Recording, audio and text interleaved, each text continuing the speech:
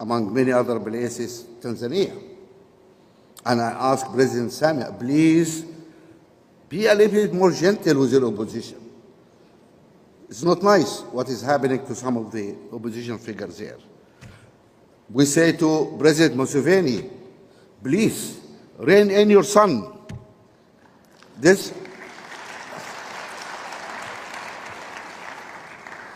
I think Bobby Wine is here, who is the leader of the opposition. Are you here, Bobby, or they killed you before you come here?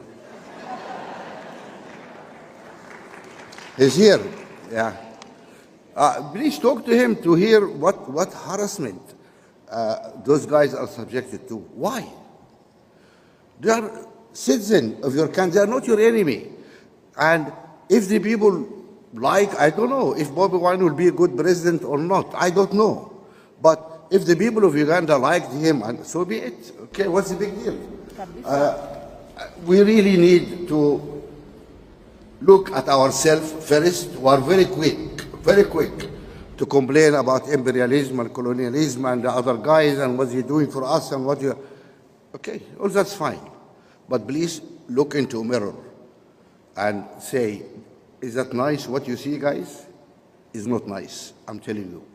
So please, we need to get our act together and we need to move forward. I'm sorry, it is not a nice statement, but it's the truth.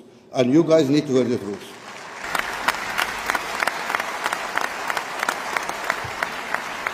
Thank you. Naye gwe Mo Ibrahim omumanyi bulungi. Bwe mbagamba nti tunaatera okutuuka mpunyirwa ng'evvumba abasinga mu biita bya kubalaata mbeera si balaata. Njagala otegeere ku mugagga ono gwe bayita Mo Ibrahim akkiririza mu His Excellency Bobi Wine nti asobola okuvaamu obukulembeze obulungi era obugasa abantu. Njogera ku musajja eyarankingibwa ng'omugagga ow'olukaaga 92 mu nsi yonna. He is a Sudanese British billionaire, sente zimuyitaba n'obwana bwazo kyazituma kye zikola. Omusajja gwe njogerako ye nannyini telecommunication companies ennyingi omwali ne sooteere y'ensi yonna. Njogera ku musajja eyateekawo obukadde bwa $5 eri abakulembeze ba Africa abakulembedde obulungi abantu era ne bakkiriza okuwaayo obukulembeze mirembe ng'ayita mu kibiina kye kye yatandikawo kye bayita Mo Ibrahim Foundation. Musajja mutakabanyi wa ddembe lya buntu. Musajja alafuubanira obukulembeze obulungi mu Africa. Era musajja yateekawo obukadde bwa $5 eri buli mukulembeze wa Africa akkiriza okuwaayo obuyinza mu mirembe. Kakati nno bwe mbagamba nti tunaatera okutuuka mpunyirwa ng'evvumbe temuwakana. Mutunuulire abasajja abakkiriza mu His Excellency Kyagulanyi Robert Ssentamu. Kyagulanyi Robert Ssentamu akkiririzibwamu abakulembeze okwetooloola ensi. Akkiririzibwamu abantu ab'ensonga okwetooloola ensi. Akkiririzibwamu abagagga okwetooloola ensi. Waliwo abatera okukozesa ebigambo mbu obuyinza tosobola kubufuna ng'osiiba ku nnyonyi. Baganda bange ne bannyinaze ground twagitereeza ddera obuyinza tubulina. Kubanga obuyinza ku ground kitegeeza bantu. Abantu abanyigirizibwa abakooye.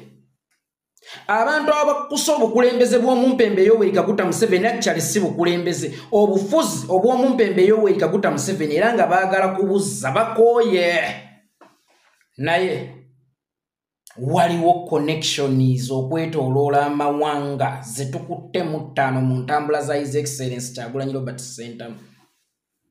His Excellency Kyagulanyi Robert Ssentamu oyo gwe balangira mbu simanya tava ku nnyonyi tavaawa mu Uganda.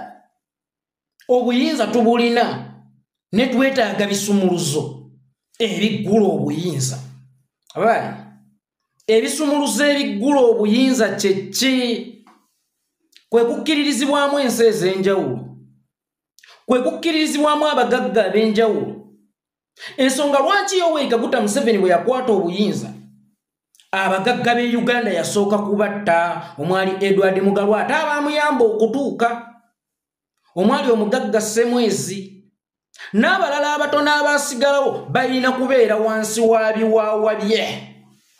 Era kizibu nnyo omugagga e Uganda nga mugagga nga taliimu bamuli mabega y'ensonga lwaki abasinga bwe bafa ogenda okulaba emmaali yaabwe etandise okudobonkana. Gundi yali abanja kino tewabaawo yali ababanja naye abeeyita bannannyini nsi abagagga b'ensi bannannyini maali batandika okubyezza. Kakati obugagga mu struggle oba ssente mu struggle kintu kikulu nnyo.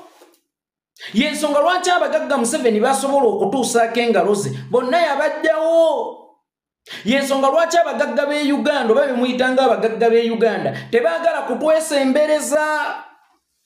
Kakati tulina abagagga aboogera ensi neewulira abagamba nti yo gavumenti tesulako, abagamba nti e Uganda tukooye obukulembeze obubi ekikolebwa kikolebwe.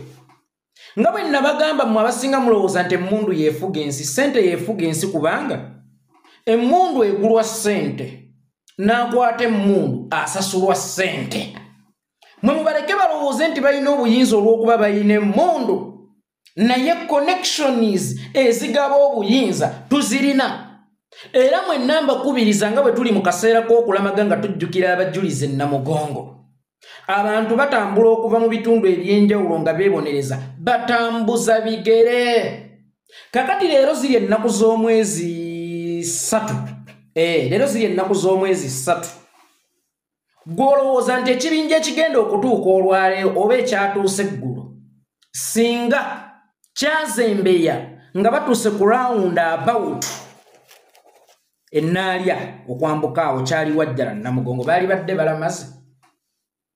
Akaseera kano tutambudde olugendo luwanvu nnyo, tuyise emaggwa mangi nnyo, tulinnye mu muliro mungi nnyo, naye tunaatera okutuuka mpunyirwanga evvumbi. Bannayuganda, mweteekereteekere ekitangaala ekipya, mweteekereteekere obukulembeze obupya, kubanga byonna ebigaba obukulembeze, byonna ebikola obuyinza tubirina. Tunulira omusajja akkiririza mu His Excellency Kyagulanyi Robert Ssentamu. Omanyi kye kitegeeza okubeera omugagga ow'olukaaga 92 si mu nsi mwova wabula okwetooloola ensi yonna. Omanyi kye kitegeeza omugagga bw'atyo ng'omulinamu 5 kyokka nga si mugagga bugagga naye nga n'ebyobukulembeze n'embeera z'abantu azifaako nnyo era zimukwatako nnyo. Alafuubanira omuntu wa wansi okulaba nga akulemberwa bulungi, omuntu wa wansi okulaba nga alina ebyenjigiriza ebirungi, omuntu wa wansi okulaba nga alina weeyegeka oluba, omuntu wa wansi okulaba nga alina ekyokulya, omuntu wa wansi okulaba nga agenda mu ddwaliro n'asangayo eddagala. Ye mugagga gwe njogerako, tumulina ku boodi atukkiririzaamu. Omusajja watuukira okukwata obukadde bwa $5 naga buli mukulembeze wa Africa anawaayo obuyinza mu mirembe akakasiimo nkakuwadde. Tumulina kitegeeza takoma bukomi ku kyakusiima bawaddeyo obuyinza mu mirembe bagende nga balinamu ejjambo oba okubaagazisa okulekulira, naye n'abaagala okujja atera okubeera emabega waabwe. Nja kudda mbabuulire ensi zaayambyeko okufuna enkyukakyuka. Omanyi nti yeffe tuddako omulayini abagenda okuyambibwako okufuna enkyukakyuka. Nze yeekolera itongo mbategeeza tukitwale ntulinga abasiraamu abali mu mwezi omutukuvu ogwa Ramadhan. Mu mwezi omutukuvu ogwa Ramadhan ojja kwesanga nga akaseera nga wabulayo essaawa emu musiibulukuke enjala weesingira okuluma, naye nga tuvudde eno kuva lwe twaliridde eddaako essaawa ezo ze tuba tuyiseemu, essaawa eno ebeera ntono nnyo okugumiikiriza, kubanga ne bw'oli emmere ku ssaawa 12 naye nga mulina kusiibulukuka emu, ssaawa 12 we zituuka ate wejjusa nnyo n'ogasinga namazeeko. Nako olugendo luno tulutambudde lubadde lw'amaggo, lubadde lwa muliro, naye mwenna mugenda kusanyuka mugambe lyerina essanyu lye tufunye. Ntera nnyo bbawa ekyokulabirako ky'omukyala alumwa ebisanga agenda kuzaala omwana. Obulumi wadde nga bubeera bungi, naye omwana gy'akoma okumwenya, gy'akoma okwerabira ebisa ebyamuluma ng'amuzaala. Nabwe kityo eggwanga lyaffe lino Uganda lituwadde obulumi bungi wakati mu kulinunula, naye obulumi bwe tufunye Mukama agenda kubuwaanyisaamu essanyu eringi nnyo. His Excellency Robert Kyagulanyi Ssentamu tumukwatenga akalira, tumukwatenga ttadde oba mu kibuyaga bw'atuzikirako tugenda kusigala mu nzikiza lubeerera. yenze yeekolera Litongwa. Njagala nnyo okwebaza mikwano gyange ab'enjawulo, ekibiina kyange, abakulembeze, Hightower, Meya Sam Mathias Walukaga, Tamale n'omukyala, namwenna abasobodde okuwerekerako jjajja wange eyankuza Adija Nakayiza ekiziiko Butambala, omwagalwa w'abangi, omukyala kwe nayigira ebingi, omukyala yansomesa Oluganda olubawoomera ennyo. Mwebale nnyo, mwebalire ddala. Jjajja wange saasobodde kumuziikako ng'era abangi abafudde ewaffe n'e Bukojja, bangi abafudde ne so abaziikako n'ono yeegase Kristi. Era abantu benjagala be saasobodde kuziikako, naye oba osanga nange gwe mutango gwe nasasula mu kununula ensi yange nja kigumira, naye essanyu lyaye tulifuna tumaze okugguka. Mbaagala nnyo, sibe bulungi.